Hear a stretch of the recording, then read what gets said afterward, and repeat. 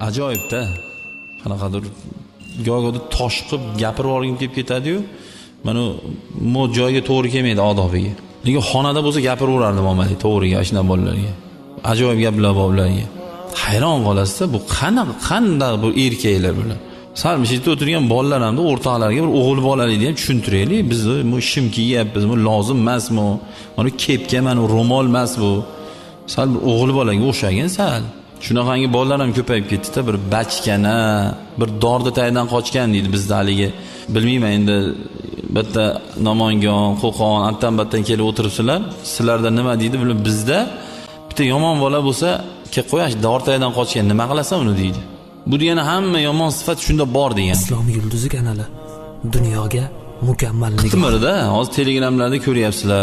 Gruppalar bor masalan, qanaqa nimadir sotadi, oladi, bir narsalar. O'sha gruppaga ayollar guruhi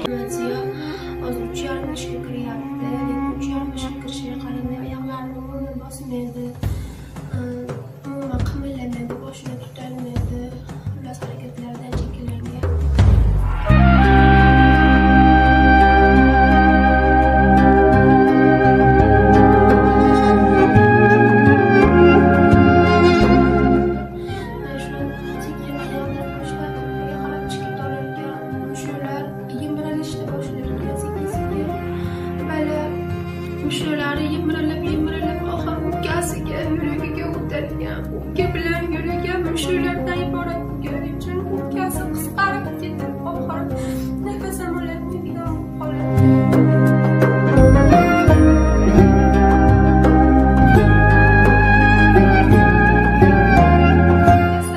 Davosi bor, lekin juda qo'rqadi ekan. Davosi bor, turib nechta bolajonlar shu kasallikdan qolib ketyapti. Davosi borligi uchun juda qimmat bo'lgani uchun men xalqimizdan yordam so'rashga majburman.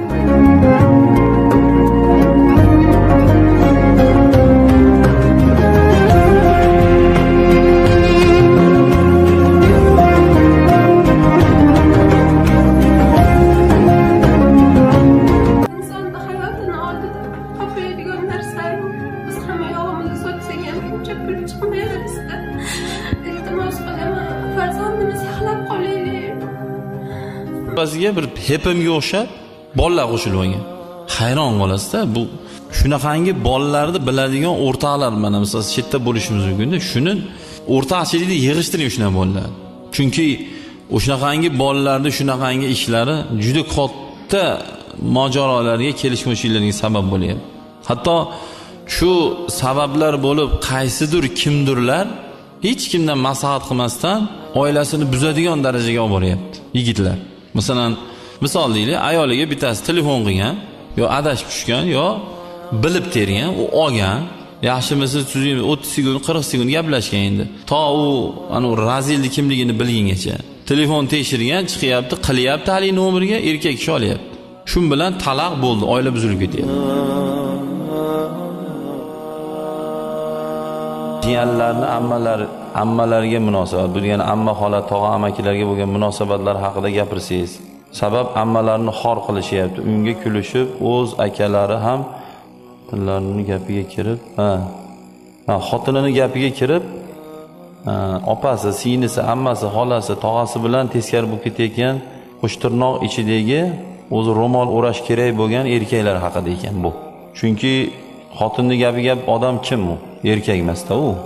Endi bundaylarga gap ham hayb qo'y, endi aytib qo'yamiz. Endi xotiningizga gapiga kirmang agar chetda o'tirgan bo'lsangiz.